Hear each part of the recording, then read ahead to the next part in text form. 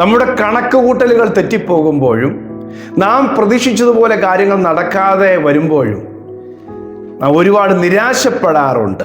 എന്ത് ചെയ്യണമെന്നറിയാതെ എല്ലാത്തിനോടും നമുക്കൊരു വിരക്തി തോന്നുന്ന സാഹചര്യങ്ങൾ ഉണ്ടാകാറുണ്ട്. പരിശുദ്ധാത്മാവ് ഇന്ന് തരുന്ന ദൂത്, ദൈവത്തിൻ്റെ ആലോചന ദൈവം സാധ്യമാക്കും. ദൈവത്തിന് സകലതും കഴിയും. ദൈവത്തിൻ്റെ വിചാരങ്ങളെ നടക്കത്തുള്ളൂ. ദൈവത്തിൻ്റെ പദ്ധതികൾക്കനുസരിച്ച് കാര്യങ്ങൾ മുൻപോട്ട് പോവുകയുള്ളൂ. അപ്പം അതുകൊണ്ട് നമ്മൾ കണക്ക് കൂട്ടിയാലും നമ്മുടെ കണക്കൂട്ടലുകളൊക്കെ തെറ്റിയാലും ദൈവം നമുക്ക് വേണ്ടി നന്മയ്ക്കായിട്ട് അനുകൂലമായിട്ട് സകല പ്രതികൂല സാഹചര്യങ്ങളെ ദൈവം ചെയ്യും. ഇന്ന് പരിശുദ്ധാത്മാവ് ഇടപെട്ട ഒരു ആലോചന ഇയ്യോബ് പറഞ്ഞൊരു വചനമാണ്. ഇയ്യോബിൻ്റെ പുസ്തകം 42-ാം അധ്യായത്തിൻ്റെ 2-ാമത്തെ വാക്യം. നിനക്ക് സകലതും കഴിയുമെന്നും നിന്റെ ഉദ്ദേശമൊന്നും അസാധ്യമല്ലെന്നും ഞാൻ അറിയുന്നു. ഇയ്യോബിൻ്റെ വചനമാണ്. ഇന്നത്തെ ശാലോം സന്ദേശം കേൾക്കുന്ന എൻ്റെ എല്ലാ പ്രിയപ്പെട്ടവരെയും ഞാൻ വന്ദനം ചെയ്യുന്നു. ദൈവം നിങ്ങളെ അനുഗ്രഹിക്കട്ടെ. ഈ സന്ദേശങ്ങൾ നിങ്ങൾക്ക് ആശ്വാസമായി തീരുന്നു എന്ന് ഒരുപാട് പേരുടെ മെസ്സേജുകളിലൂടെയും കോളുകളിലൂടെയൊക്കെ അറിയാൻ കഴിയുന്നതിൽ ഒത്തിരി സന്തോഷമുണ്ട്. കർത്താവ് നിങ്ങളെ അനുഗ്രഹിക്കട്ടെ. പരിശുദ്ധാത്മാവ് പറയുന്നു, ദൈവത്തിന് സകലതും കഴിയും. ഹല്ലേലൂയ. ഇന്ന് കർത്താവ് തരുന്ന ആലോചന അതാ, ദൈവത്തിന് സകലതും കഴിയും. രണ്ടാമത്തത്, ദൈവത്തിൻ്റെ ഉദ്ദേശമൊന്നും വെറുതെ അല്ല. അപ്പോൾ ഒന്നാമത്തെ കാര്യം, ദൈവം സർവത്തെയും സാധിപ്പിക്കുവാൻ, അസാധ്യങ്ങളെയൊക്കെ സാധിപ്പിക്കാൻ കഴിയുന്ന ദൈവമാണ്.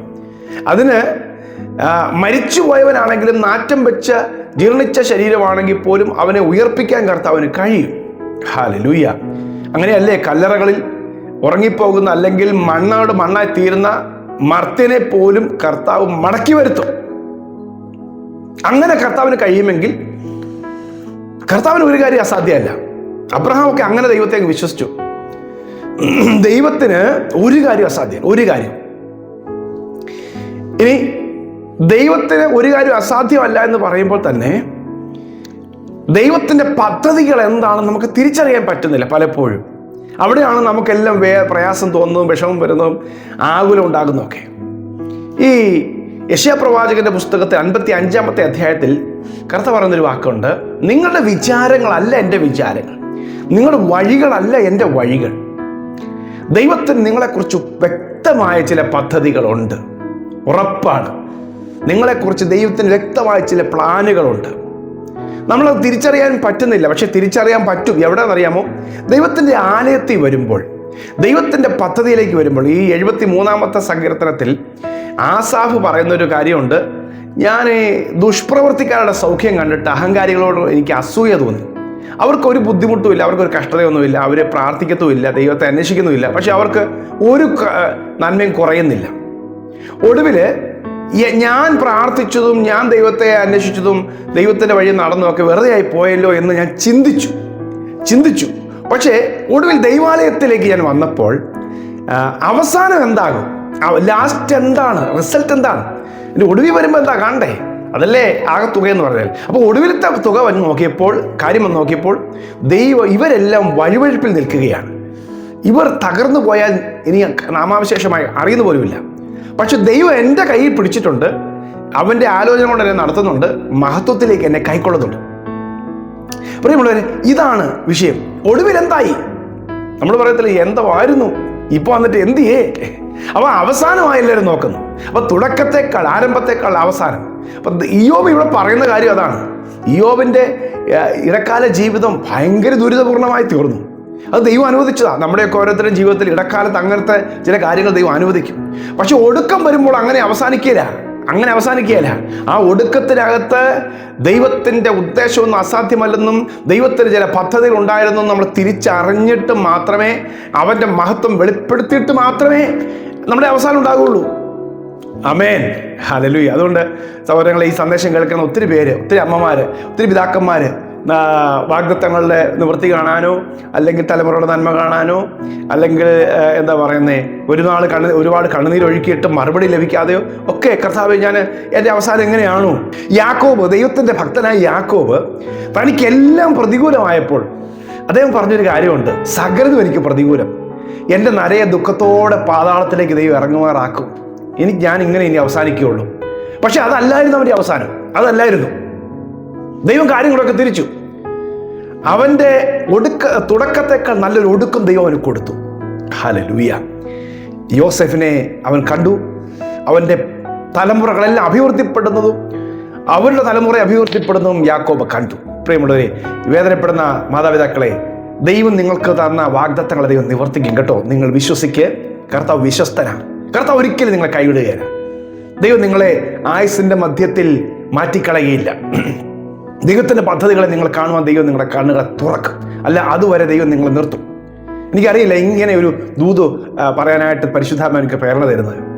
ആരൊക്കെയോ എന്തിനാ ഞാൻ ജീവിച്ചിരിക്കുന്നത്, എത്ര നാൾ എൻ്റെ തലമുറ ഇങ്ങനെ കാണും, അല്ലെങ്കിൽ ഞാൻ എങ്ങനെ ഇതൊക്കെ ഫേസ് ചെയ്യും, എൻ്റെ ജീവിതത്തിൽ ഇതാണ് ഇതെൻ്റെ അവസാനം, ഇങ്ങനെയാണോ, ഒരു ദുഃഖപര്യവസായിട്ടാണോ എൻ്റെ ജീവിതം അവസാനിക്കുന്നത്, ഇങ്ങനെയൊക്കെ ആകുലപ്പെടുന്നവരെ ഇന്ന് ഈ സന്ദേശം കേൾക്കുന്നുണ്ടെന്ന് പരിശുദ്ധാത്മാവിനോട് പറയുന്നു. പക്ഷെ ദൈവത്തിൻ്റെ ആത്മാവ് പറയുന്നു, നിങ്ങൾക്ക് നല്ല ഒരു അവസാനം ദൈവം തരും. യോബ് ഒടുവിൽ താൻ കടന്നുപോയ ഏറ്റവും ശോധന എന്താ പറയുന്നത്, വളരെ ഡെഡ്ലി സിറ്റുവേഷൻസ് എല്ലാം ദൈവം മാറ്റിയിട്ട് ഒരു വലിയ ഹോപ്പ്ഫുള്ളായിട്ടുള്ള ലൈഫിലേക്ക് ദൈവം കൊണ്ടുവന്നു. അവിടെ തനിക്ക് നഷ്ടപ്പെട്ടു പോയതെല്ലാം ദൈവം ഇരട്ടിയായി മടക്കി നൽകി. ആ ദേശത്ത് അവൻ മാന്യനായി മാറി. അവന് മുമ്പുണ്ടായിരുന്നതിൽ മഹത്വം വർദ്ധിച്ചു. നിങ്ങളുടെ കഷ്ടതകൾ നിങ്ങളുടെ മഹത്വം കുറയ്ക്കില്ല, മഹത്വം വർദ്ധിപ്പിക്കും, തേജസ് വർദ്ധിപ്പിക്കും. ഹല്ലേലൂയ. അപ്പൊ ദൈവത്തിന് ഒരു കാര്യം അസാധ്യമല്ല. നിങ്ങളുടെ ജീവിതത്തിൽ കാര്യങ്ങളെ തിരിക്കാൻ ദൈവത്തിന് കഴിയും. നിങ്ങളുടെ വിചാരമല്ല, നമ്മുടെ വിചാരമല്ല ദൈവത്തിൻ്റെ വിചാരം. ദൈവത്തിന് നമ്മെക്കുറിച്ച് വ്യക്തമായ ചില പദ്ധതികളുണ്ട്, വ്യക്തമായ ചില വിചാരങ്ങളുണ്ട്. അതിലേക്ക് നമ്മെ കൊണ്ടുവരാൻ ദൈവം ആഗ്രഹിക്കുക. നിങ്ങളത് വിശ്വസിക്കുക. ദൈവത്തിന് ഒരു കാര്യം അസാധ്യമല്ല. യെശയ്യാപ്രവാചകന്റെ പുസ്തകം 46:10 ആരംഭത്തിങ്കൽ തന്നെ അവസാനവും പൂർവ്വകാലത്ത് തന്നെ മേലാൽ സംഭവിപ്പാനുള്ളതും ഞാൻ പ്രസ്താവിക്കുന്നു. എൻ്റെ ആലോചന നിവൃത്തിയാകും, ഞാൻ എൻ്റെ താല്പര്യമൊക്കെയും അനുഷ്ഠിക്കുമെന്ന് ഞാൻ പറഞ്ഞു. ദൈവത്തിന് നമ്മുടെ ആരംഭം അറിയാം, അവസാനം അറിയാം. നേരത്തെ തന്നെ ദൈവം കരുതി വെച്ചിട്ടുണ്ട്. നേരത്തെ തന്നെ ദൈവത്തിൻ്റെ പദ്ധതികൾ നിവർത്തിക്കാൻ ദൈവം തീരുമാനിച്ചു വെച്ചിട്ടുണ്ട്. ഹല്ലേലൂയ. നിങ്ങൾക്ക് വേണ്ടി, നിങ്ങളുടെ തലമുറയ്ക്ക് വേണ്ടി, നിങ്ങൾ മുൻപോട്ട് പോകേണ്ടതിന് വേണ്ടി ദൈവം നേരത്തെ ചില വഴികൾ കരുതിയിട്ടുണ്ട്. ഹല്ലേലൂയ. ഒന്ന് പറഞ്ഞേ, ദൈവം എനിക്ക് വേണ്ടി കരുതും, എനിക്ക് വേണ്ടി കരുതിയ ദൈവം വെളിപ്പെടുത്തും. ഹല്ലേലൂയ. നിങ്ങളുടെ തലമുറയ്ക്ക് വേണ്ടി ദൈവം കരുതി വെളിപ്പെട്ടു വരട്ടെ. നിങ്ങളുടെ ഭാവിക്ക് വേണ്ടി കരുതി ദൈവം വെളിപ്പെടുത്തി തരട്ടെ. ഹല്ലേലൂയ. ആമേൻ. യിരെമ്യാ പ്രവാചകൻ 32:17 എഴുതിയിരിക്കുന്നത്, അയ്യോ യഹോവയായ കർത്താവേ, നിന്റെ മഹാശക്തി കൊണ്ടും നീട്ടിയ ഭുജം കൊണ്ട് നീ ആകാശത്തെയും ഭൂമിയെ ഉണ്ടാക്കി, നിനക്ക് അസാധ്യമായത് ഒന്നുമില്ല. അതെ, ദൈവത്തിന് അസാധ്യമായിട്ടൊന്നുമില്ല. ദൈവത്തിന് ചില പദ്ധതികളുണ്ട്. ആ പദ്ധതി നിങ്ങളുടെ നന്മയ്ക്ക് വേണ്ടിയാണ്, അത് തിന്മയ്ക്കായിട്ട് വരികയില്ല. ഇതുവരെ തിന്മയ്ക്കെന്ന് തോന്നിയതിനെ ദൈവം നന്മയാക്കി മാറ്റും. ഞാൻ നിങ്ങൾ കൂടി പ്രാർത്ഥിക്കാം. ദൈവം സിറ്റുവേഷൻസ് എല്ലാം മാറ്റട്ടെ, സാഹചര്യങ്ങൾക്ക് ദൈവം മാറ്റം വരുത്തട്ടെ. പൗലോസിന്റെ ഭാഷയിൽ പറഞ്ഞാൽ, കർത്താവായ യേശുക്രിസ്തു മുഖാന്തരം ജയം തരുന്ന ദൈവത്തിന് സ്തോത്രം. ദൈവത്തെ സ്നേഹിക്കുന്നവർക്ക്, നിർണയപ്രകാരം വിളിക്കപ്പെട്ടവർക്ക് തന്നെ സകലതും നന്മയ്ക്കായി കൂടി വ്യാപരിക്കുന്നു എന്ന് നാം അറിയുന്നു. നന്മയ്ക്കായിട്ട് കൂടി വ്യാപരിക്കും. ഹല്ലേലൂയ. സാത്താനെ, നിനക്ക് സന്തോഷിക്കാനില്ല. ശത്രുവായവരെ എന്നെ ചൊല്ലി സന്തോഷിക്കാനില്ല.